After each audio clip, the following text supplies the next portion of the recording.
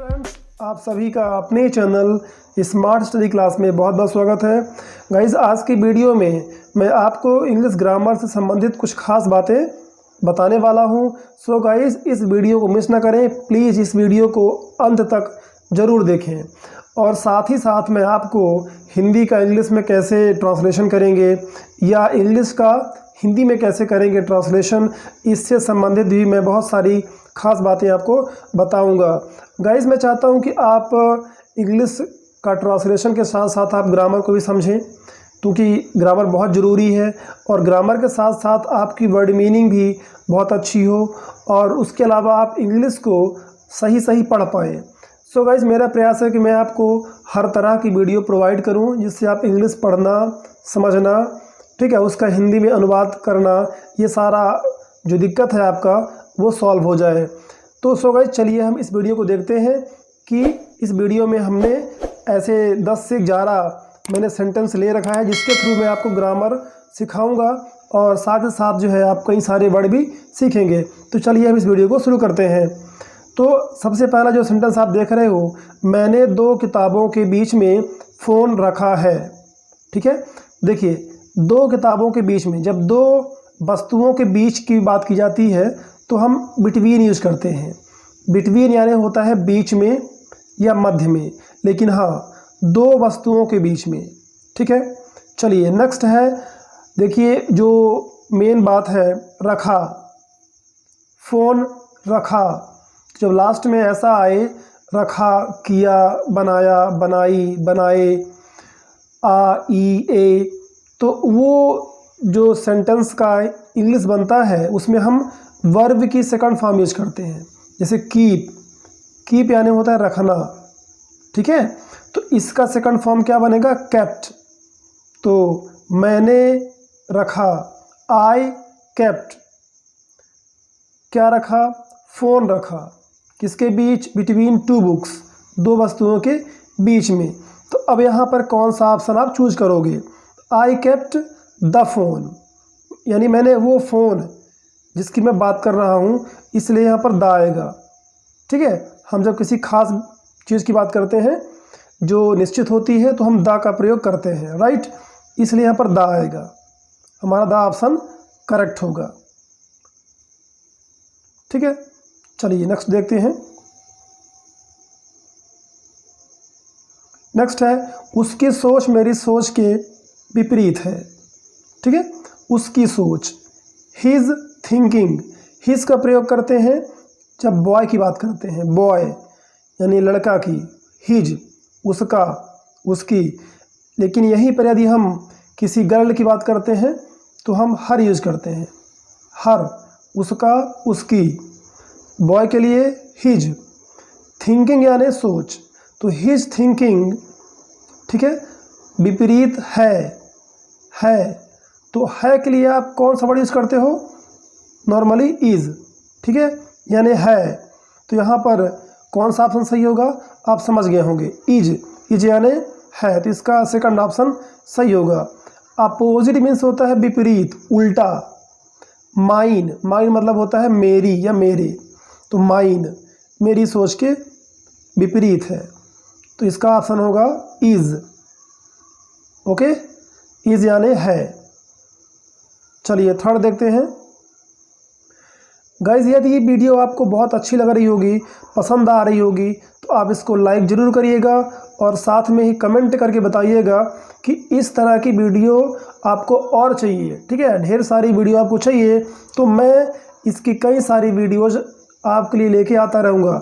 So guys, ये choose आपको करना है, बिकॉज ये चैनल जो है आपके लिए है। मैं वीडियोज़ भी आपके लिए बनाता रहता हूँ, तो आप अपने अकॉर्डिंग जो है कमेंट करके बता सकते हैं कि सर मुझे इस तरह की वीडियोज़ ज़्यादा चाहिए जिससे आपका ज़्यादा फ़ायदा हो रहा हो। ठीक है गाइस, चलिए आगे बढ़ते हैं। नेक्स्ट है, मेरे भाई ने माय ब्रदर, किसी लड़की को परेशान नहीं किया, फिर आ गया ना, किया, बनाया, बनाई, गए। तो जब किसी सेंटेंस के हिंदी वाक्य के अंत में इस तरह का कोई वर्ड आता है, शब्द आता है, तो हम उसमें वर्ब की सेकंड फॉर्म यूज़ करते हैं। ठीक है। लेकिन ये निगेटिव है, इसमें है नहीं, परेशान नहीं किया, तो क्या यूज़ करोगे आप, सोचो। ठीक है, यदि किसी को पता रहता है तो वो कमेंट करके बता सकता है कि सर मुझे ये पहले से पता था। ये अच्छी बात होगी कि मैं आपके बारे में जानूंगा कि किसको कितना ग्रामर में आता है। ठीक है, तो इसका सेकंड ऑप्शन होगा डिड नॉट, डिडंट या डिड नॉट इसका फुल फॉर्म होगा।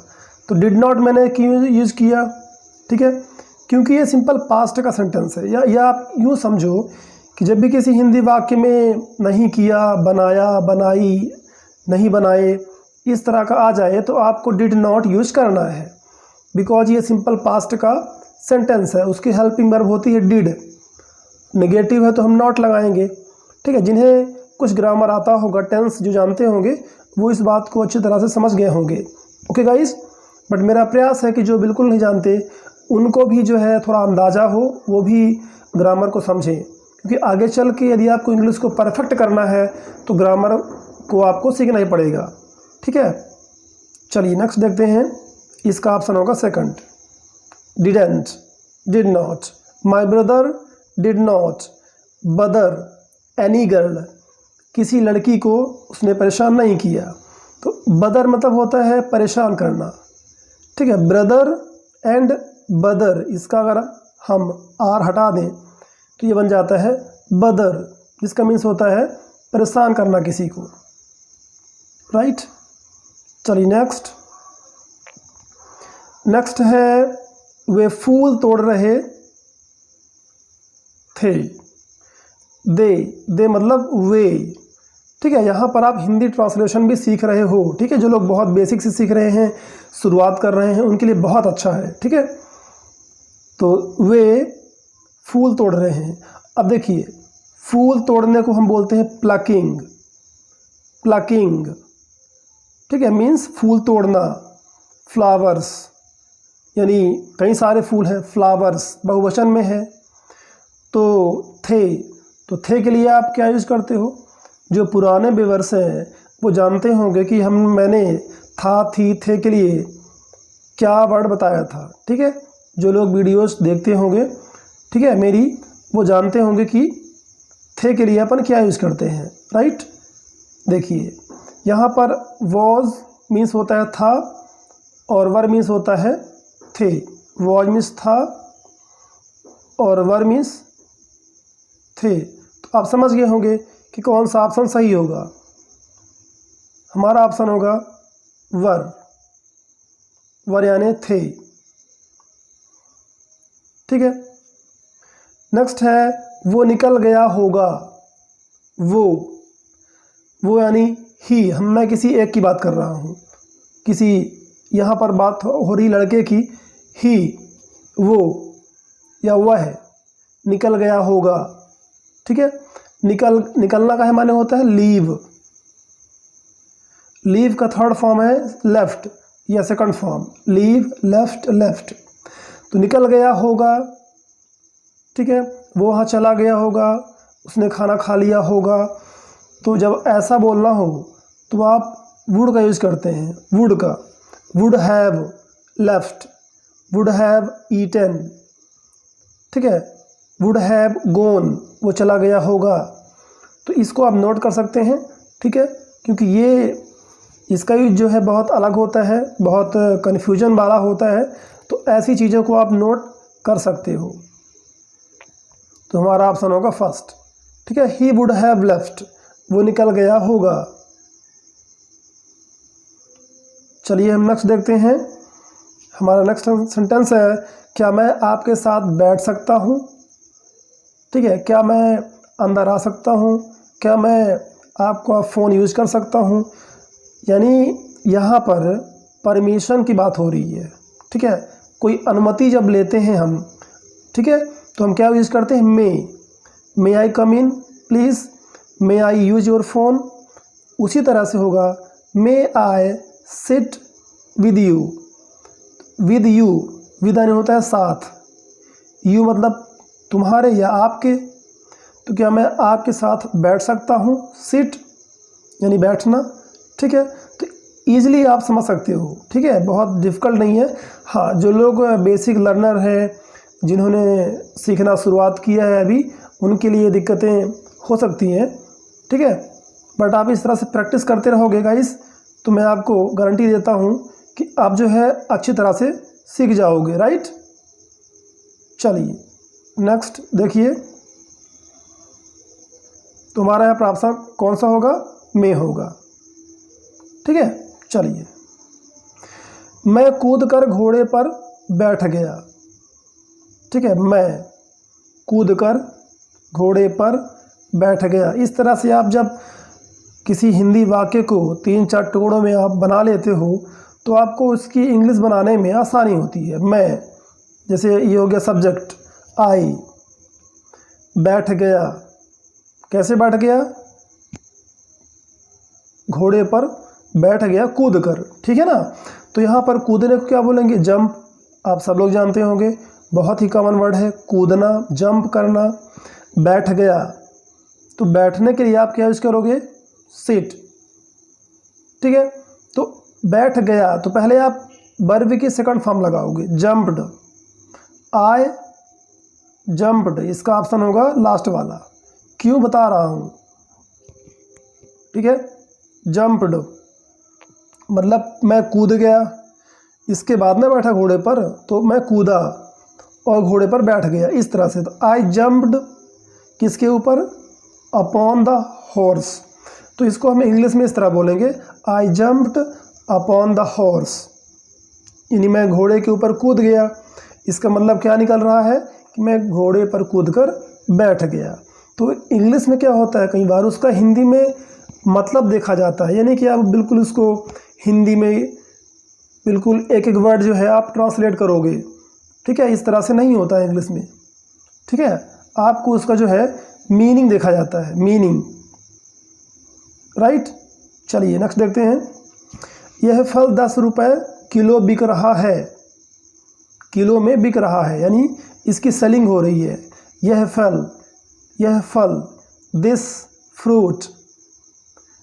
फ्रूट, यानी एक फल की बात हो रही है ना, किसी एक फल की, इसलिए यहाँ पर क्या आएगा, इज़ आएगा, है के लिए हम यूज़ करते हैं इज़। तो दिस फ्रूट इज़ सेलिंग, बिक रहा है, सेलिंग बिक रहा है एट ₹10 अ केजी, यानी पर केजी, अ केजी 1 किलो, है ना, 1 किलो जो है 10 रुपए के रेट से बिक रहा है। तो इस तरह से आप इसको बनाएंगे, ठीक है। चलिए नेक्स्ट बढ़ते हैं हम अगले क्वेश्चन की ओर। मैं तुम्हें रोज़ देखने आया, देखिए फिर से आ गया ना, आया, किया, बनाया, गया। जब इस तरह का कोई वर्ड आए किसी वाक्य में, तो आप वर्ब की कौन सी फॉर्म यूज़ करेंगे, सेकंड फॉर्म यूज़ करेंगे, ओके, वेरी गुड। तो यहाँ पर क्या होगा, सेकंड फॉर्म, कम का क्या होगा, केम होगा, कम का सेकंड फॉर्म क्या होता है, केम। तो आई केम, मैं आया, टू सी यानी देखने या मिलने, ठीक है, सी का मतलब देखना या मिलना दोनों होता है। यू, तुम्हें, डेली, राइट। चलिए, तो इसका हमारा ऑप्शन होगा केम, ये केम आपका सही हो जाएगा, राइट। चलिए अब आते हैं, देखिए थोड़ा सा बड़ा सेंटेंस है, बट डरने की बात नहीं है, ओके, कर लेंगे ऐसे ही। देखिए, उसकी आवाज़ में निराशा थी, उसकी आवाज़ में, उसकी, हिज वॉइस, यहाँ पर हम किसी मेल की बात कर रहे हैं, ओके, किसी लड़के की, हिज वॉइस, उस लड़के की वॉइस में, ठीक है, निराशा थी। तो किसी के पास कोई चीज़ थी, उसके लिए हम क्या यूज़ करते हैं गाइस, हैड यूज़ करते हैं। आपको ये ध्यान देना है कि किसी की आवाज़ में था, ठीक है, किसी के पास कोई चीज़ थी, तो आप हैड यूज़ करते हो। फीलिंग ऑफ डिस्पेयर, ठीक है, तो डिस्पेयर मतलब होता है निराशा, ठीक है। तो फीलिंग यानी महसूस करना, तो यहाँ पर हम बोलेंगे फीलिंग ऑफ डिस्पेयर। तो उसकी आवाज़ में क्या था, निराशा थी, यानी निराशा उसको महसूस हो रही थी। इस तरह से मे बी मतलब शायद, यूज कर लें इसको नोट कर लें आप, ठीक है। मे बी शायद, जब मे और बी एक साथ आ जाएं, इसमें ध्यान देना है आपको। मे बी यदि अलग अलग आ जाएंगे तो उसका मतलब कुछ और होगा। मे और बी यदि अलग अलग आ गए, इसका मतलब होता है हो सकता है। बट जब ये एक साथ आ जाएं तो इसका मतलब होता है शायद, ठीक। Because he failed the exam, क्योंकि वह एग्ज़ाम में फेल हो गया। तो हमारा ऑप्शन कौन सा होगा? है। फ्रेंड्स, आज की वीडियो में इतना ही। फिर मिलेंगे नेक्स्ट वीडियो में इसी तरह की इंटरेस्टिंग वीडियोज़ के साथ। तब तक आप खुश रहें, मस्त रहें और अपने कैरियर को अच्छा बनाने के लिए यूं ही इंग्लिश सीखते रहें। Thanks for all to watch this video till the and.